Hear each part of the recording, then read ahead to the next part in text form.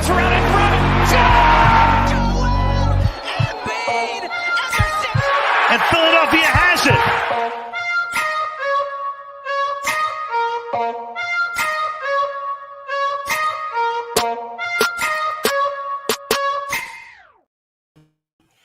What is up, everybody? Welcome to another DSM pregame live show.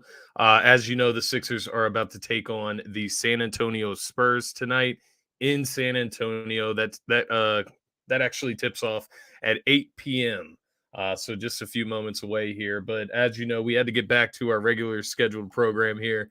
We got to get you covered for every single Sixers game. I know we took the last couple nights off as far as Sixers content, but we want to make sure the Sixers are still getting their proper attention here with their great start. I guess not even a start anymore. We're about more than halfway through the season, so they're really making their way through the East, and obviously up to the third seed in the East right now, I believe. Let me just double check on that for you. But nonetheless, what we're going to talk about tonight, obviously going to do our usual keys to victory. Nonetheless, we'll get into some of the rumors. Obviously, Kyrie demanding a trade out of Brooklyn. That's not something I expected. We'll talk about that just a little bit. And then obviously James Harden not making the All-Star team. That doesn't make sense to me at all. We'll talk a little bit about that and then get to our regular, keys to victory predictions for the night. Not going to go too hard on this game tonight, right? It's a simple one. You go out here, you get this victory. You're the better team. This is a team that is 1-9 in their last 10. They're not trying to win games, right? They're trying to build a culture, trying to get whatever they got going together over there with Greg Popovich. Obviously, the Wembanyama sweepstakes they're taking place in. So I'm not going to, go ham on the Spurs. I'm not going to go hard on this game. This is pretty straightforward. The Sixers need to take care of business here. But nonetheless, we'll get you your best bets for the night and get you guys out of here. This will be a pretty quick episode nonetheless.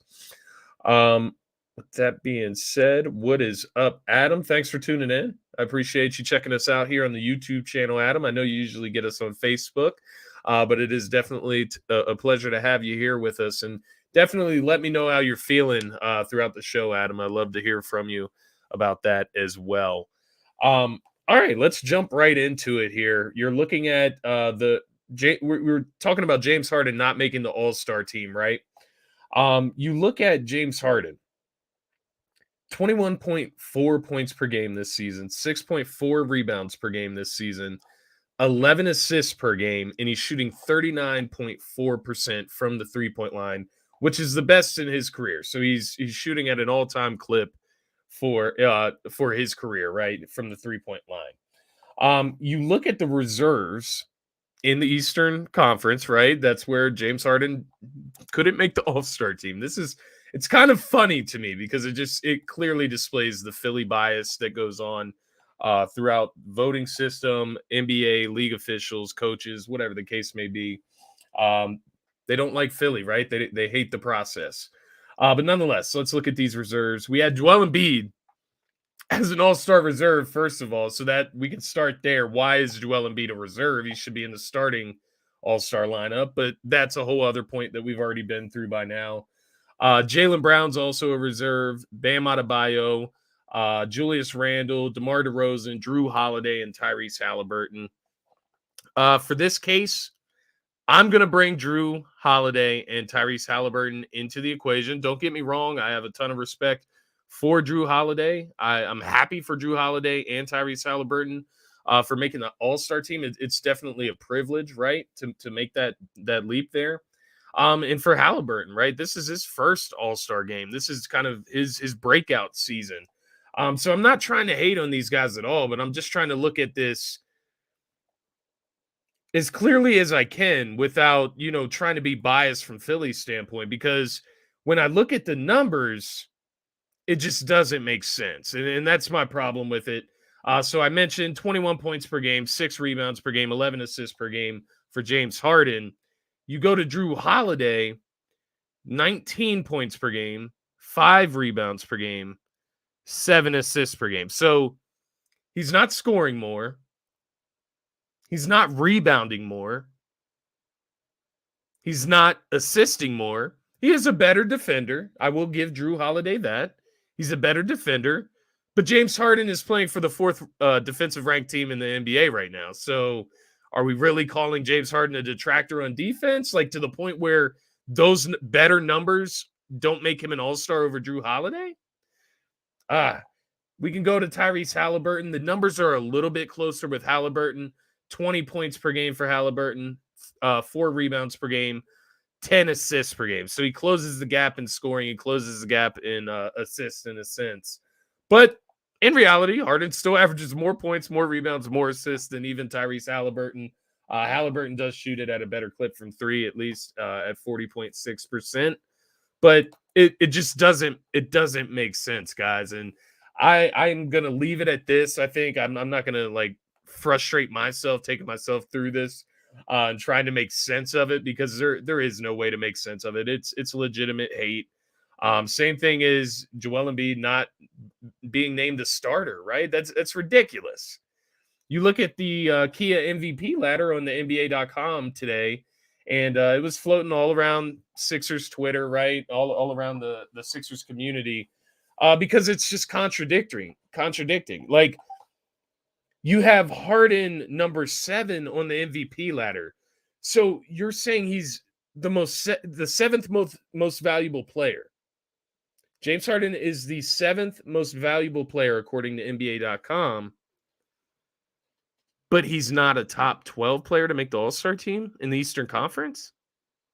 He's a top 10 player in the entire NBA, but he's not a top 12 player in the Eastern Conference. That doesn't make sense. Then you look at Joel Embiid. He's number 2 on that NBA.com MVP ladder. How is he number 2? The number 2 player, the second best player in the NBA, but he's not a top 5 player in the Eastern Conference. That doesn't make sense, right? Like, there's no making sense of the All-Star voting, the way the All-Star teams played out. And I've gone on the record on Twitter saying, if I was Joel Embiid, let me not say if I was Joel Embiid. If I was myself in that situation, I would consider skipping the All-Star weekend altogether, just because it's kind of a mockery at this point. But I also understand there's contractual obligations that come with that responsibility, that privilege. And there's a lot of money to be made. I'm sure a lot of endorsements that he would be able to fulfill by going to All-Star weekend. I'm sure he'd get commercials, stuff like that. So it would be a lot of money to pass it up. But from a holistic standpoint of morality, it would be nice if he skipped out on the All-Star weekend. I'm not going to ask him to do that, though. That's probably a lot of money. But nonetheless, Harden and Embiid both snubbed in one way or another by the All-Star selections. Moving on to the other news of today, and kind of not yesterday, but this is today's news. That was yesterday's news. You look at the Kyrie Irving trade request, trade demand, I guess you should call it. I saw it from Woj first. I'm not sure who gets first dibs on that bomb, but we'll call it a Woj bomb nonetheless, because that's where I saw it first.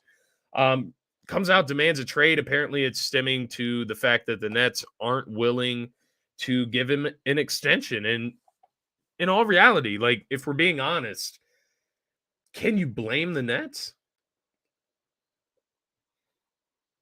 This might be one of the smarter moves that the Brooklyn Nets have made, like, as far as not, tying themselves up, marrying Kyrie Irving. Like, you've already had James Harden request a trade out of this team. You've already had Kevin Durant request a trade in the offseason, right? And now your third star, Kyrie Irving, is demanding a trade. Maybe it's because he's, didn't have KD by his side the last couple of games, the last couple of weeks.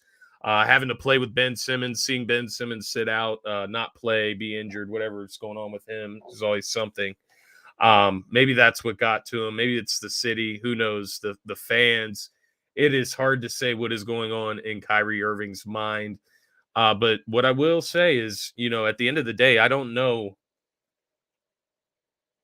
who I would say should trust Kyrie Irving. Like, why should you trust that Kyrie Irving will keep playing, say, 3-4 more years? there's always something going on, and everybody goes through trials and tribulations of their life. Like, it's not to judge Kyrie Irving for this, right? Like, he's gone through different things. He's going through like religious changes, right? He's learning more about the world around him. And I commend that. I appreciate that. I appreciate you wanting to spread your knowledge and further your knowledge. But sometimes that just doesn't correlate with a professional athlete's career. And I worry that the attention, the drama that always constantly surrounds him, kind of just expressing himself, I feel like that could get to him after a while. And it's like, what are you going to do? Trade him to the LA Lakers? That's the team. Yeah. Great question, Adam. That's exactly what I was getting to. It's the LA Lakers, right? That's the only team that is desperate enough. I'm not sure how desperate the Lakers really are, but they're the one team that I'm like, man, they're desperate enough to want to go after Kyrie Irving to make that happen, right? Get that Russell Westbrook contract over to Brooklyn. Maybe, some first round picks, maybe a first round pick. How valuable is Kyrie Irving? Expiring contract. He can walk at the end of the season if he doesn't sign an extension. How valuable is he? Do you just trade for him if you're the Lakers? You get rid of Westbrook on an expiring contract, and I mean, you're going to have to give up something other than Westbrook, right? And you would have to plan to sign Irving. I don't think anybody's going to trade for Irving without the plan to extend him. So Lakers are the only team that makes sense to me. Maybe an outside stretch for like a team like the Clippers. LA, either way, I mean, I would strongly lean Lakers in this case. They're the team that makes the most sense. He went on his like LeBron tour last week where he was praising LeBron all week. And it just feels like all signs are pointing towards LA for Kyrie Irving. And they're the one team that is or should be desperate enough to make that move for him, because you understand where LeBron's at in his career. You understand what you have in Anthony Davis, who can't seem to stay healthy. So it would be a really desperate move, but I think that's where the Lakers are at. And aside from them, I don't know who could trust Kyrie Irving. Like, I look at teams like Miami Heat; they're always in the market. They're always trying to find better pieces for their team. They're always trying to find their next way to contend. Maybe a Kyle Lowry deal. I mean, if you're Brooklyn, do you want Kyle Lowry? I don't know. Toronto, the Raptors, they're obviously open to moving pieces right now. OG Anunoby's on the market.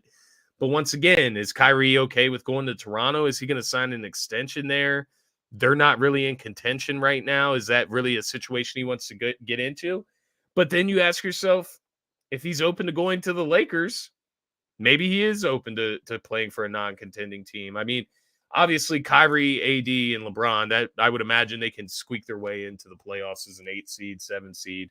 But I'm not sure how far that gap really is right now. But I also looked at a team like Phoenix. Chris Paul, I mean, you could move him in a deal possibly. I don't know. It's messy, right? You could maybe that's something they could get by with. Chris Paul swap for Kyrie Irving, pair Kyrie Irving with Devin Booker. Woo! I don't know. But Chris Paul and KD, maybe that's something that would please KD for all we know. Boston. No.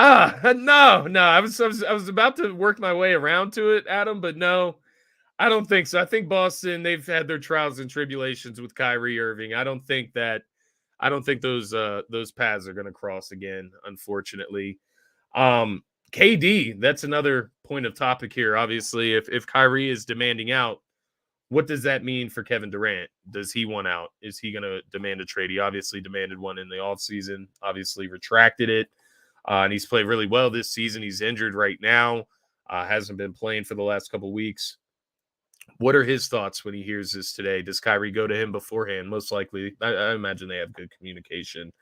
But nonetheless, Brooklyn wasn't willing to budge. I think at the end of the day, that the writing's on the wall, right? They're not extending him 3 to 4 years. That's just not going to happen. That's not cool with Kyrie Irving, and this is where we're at. He's making his way out of Brooklyn. But nonetheless, let's move on to the action at hand tonight. We do have a Sixers game nonetheless.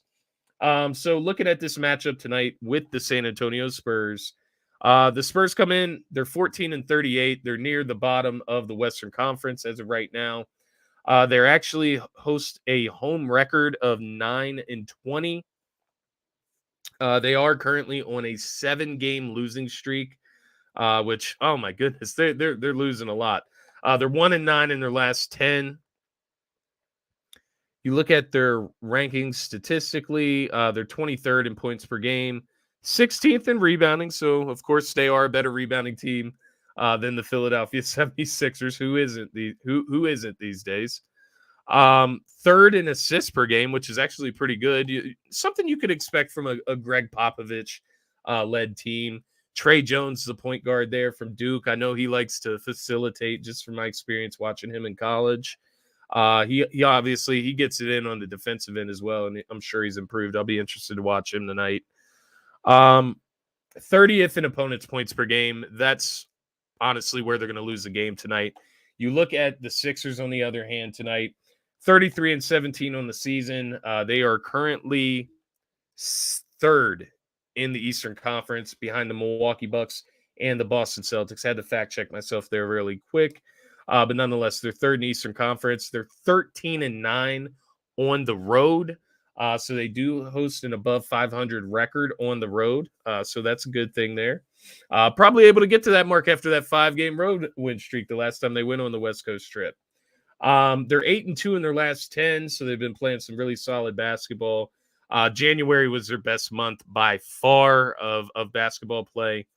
Adam chiming in here. I remember when the Spurs were a top team with Tim Duncan and David Robinson. Man, Spurs, yeah, if you're a Spurs fan out there,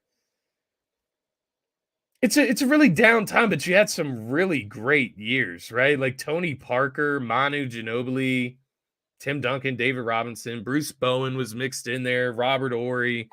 They have some greats in that San Antonio history books. But yeah, they're in a really bad spot right now. Maybe not the worst though. Honestly, Adam, you talk about them. They host one of the worst records in the league. Let me just see how bad they are. Third worst record in the league. So Detroit and Houston got them beat out right now. The Wembanyama sweepstakes, man. He's a generational talent. You can see it in all the tape that comes out on him. So they're in a bad spot right now, but for how long? If they can win the Wembanyama sweepstakes. But right now, Detroit and Houston kind of got a little bit of a lead on them right now. Maybe that's more reason for San Antonio to lose tonight. You can kind of get yourself even with those two teams. But nonetheless, you look at the Sixers ratings statistically, 13th in points per game. They're 28th rebounding. Obviously, that's the weakest part of the Sixers team, which is why they definitely need to get a backup center throughout this trade deadline as we lead up to it. They're 12th in assists per game. That's obviously been fueled by James Harden. He's been able to play consistently of late. And as of opponents' points per game, they are 4th in the league, as I mentioned earlier, defensive-wise, and opponents' points per game. So that's where the two teams are night and day. Sixers obviously being a top 5 defensive team. You look at the San Antonio Spurs, they are literally the worst defensive team in the NBA. So you look at keys to victory tonight. We can briefly take a look at these. Just thinking about keys to victory in a general sense, right? This is one of the worst teams in the NBA. You can't fall asleep tonight. And we saw it against the Magic, the game before last, obviously. And even last game, they built a good lead in the first quarter, let the Magic work their way back into it. Now, what I will say, I know I didn't touch on the Magic game, and maybe I should have earlier, but nonetheless, just to throw in a little tidbit about my thoughts about those Magic matchups, maybe the Magic are just better than what they were at the beginning of the season. That's where my head is kind of at. I know they played the Sixers close. They beat the Sixers the game before last, but they've also beaten the Boston Celtics 3 times, the best team in the NBA. They have a Rookie of the Year candidate, the guy that's leading the way right now in Paolo Banchero. So is it that bad of a loss? I don't know. We'll have to see how the season pans out, see how good Orlando really is. But they've been playing some really good basketball of late, and they have a very young and versatile team, a very deep team as well when you talk about potential. So they're an interesting team. But nonetheless, you look at the Spurs tonight, I think they're on a different level of bad, a different level of talent deficient. And I think that's why the Sixers don't come out here, fall asleep. I don't expect that they will. Like I said, they lost to the Magic the game before last. That was the hiccup. That was the game where you fall asleep, give up the big lead after you get it in the first quarter. They can't afford to do that again, right? You're going game for game right now with Milwaukee. You're not too far behind Boston right now. You can make some leeway there, but you better keep up because these teams are going to get better. Milwaukee's getting healthier, right? These teams are going to keep winning games. Sixers got to stay on par. By winning games, they're supposed to. So my first ask, bring the energy. Come out, play like you mean it. I don't see why there should be any shortage of energy tonight, especially given the all-star snubs and how everything is played out and how everything, is just pointing down on James Harden and Joel Embiid as not being as good as they really are, right? Everybody says they're not as good as they are in reality. These are top 10 players in the NBA this season. So I think they come out with some energy, some positive energy, right, to put out in the world about themselves tonight. And I also think they get off to an early start. I think that's another key to victory. They've done that the last two games. Obviously, they fell asleep against the Magic after building a double-digit lead in the first quarter. Same thing last game, 37-24 after the first quarter. Fall asleep. It's a close game down the stretch nonetheless. My next key to victory, somebody other than Harden and Embiid step up. This is the game where these guys are needed, right? You talk about DeAnthony Melton. You talk about Tyrese Maxey. It's something that hasn't been talked about a lot, but he's been very inconsistent since he's come back from that injury. He's been very underwhelming, right? I'm giving him some time personally, but I'm surprised that everybody's giving him time. It's commendable by the Sixers fan base. I actually appreciate it.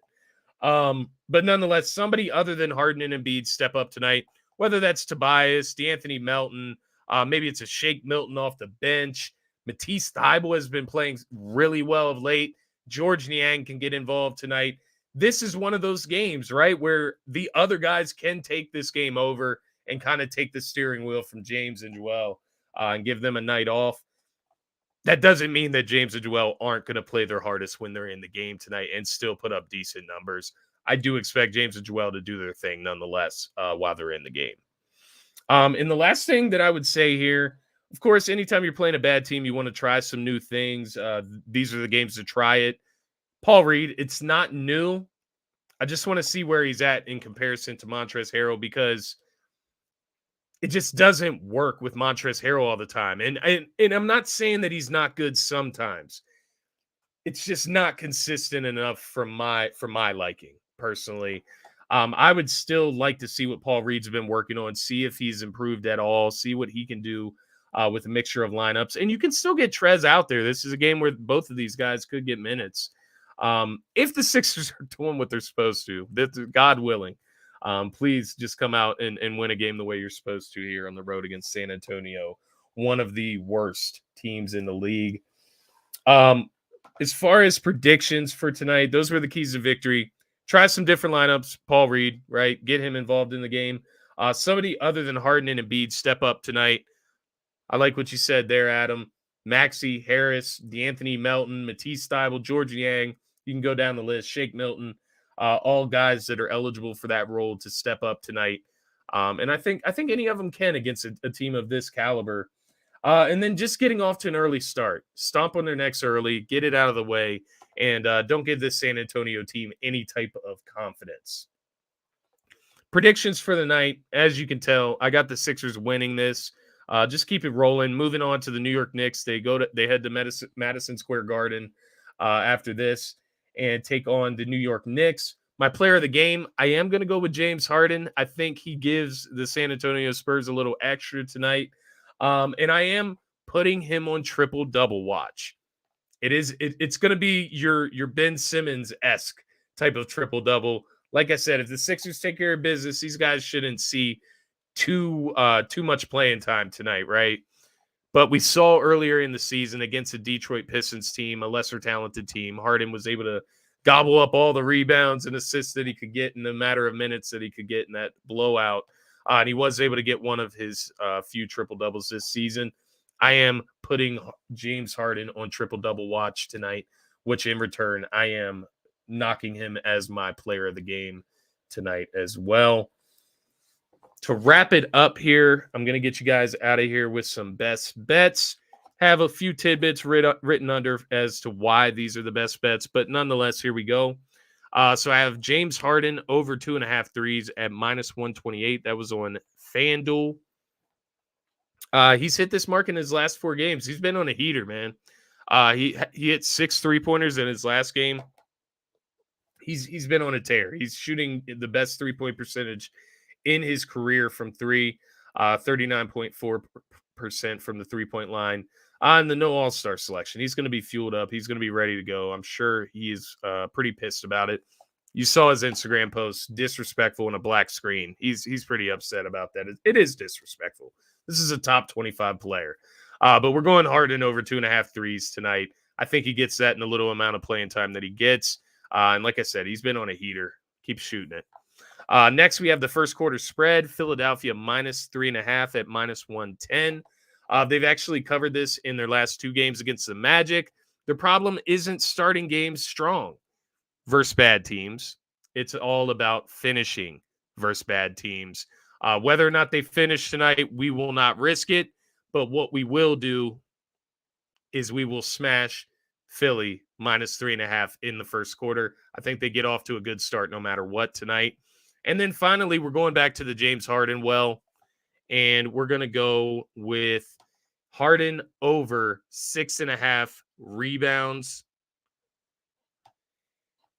And like I said earlier, I'm putting James Harden on triple-double watch tonight. He was 1 rebound away in his last game from a triple-double.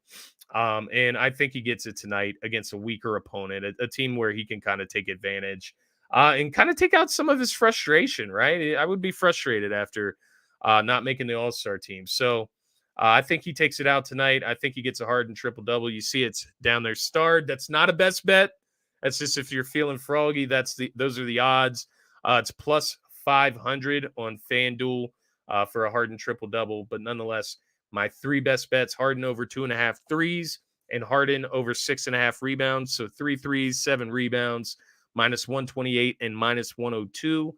And then the first quarter spread for the Philadelphia 76ers, -3.5 at -110. And then, of course, as I mentioned several times, Harden on triple-double watch. Guys, I will be back for the next game against the Knicks. I'm going to make sure we hop on here more consistently. It's just been a madhouse with the Eagles going to the Super Bowl, by the way. Eagles going to the Super Bowl, by the way. It's been a madhouse around here. So I'm trying to still get the Sixers covered, get all the content that we need for the NBA as well. And so we'll be getting it more consistently out to you guys. But be prepared next week. It's going to be heavy Eagles. I'll give you a forewarning. But I will be here for the next game against the New York Knicks. Get you guys covered with the pregame show. Guys, have a great rest of your evening. If you're not already subscribed to DSM Media, make sure to hit that subscribe button. And if you're not following me on all social media platforms, you can find me on TikTok, Instagram, Twitter, all at Scotty Drowned. That is going to be the tag there. Backup centers, the most common one I've been seeing, Adam, Andre Drummond. Makes too much sense, right? I think you could get him for next to nothing. Guys, have a great rest of your Friday evening. Go Sixers, and be sure to check out DSM content throughout the weekend. Have a great night, everybody, and peace. One-on-one.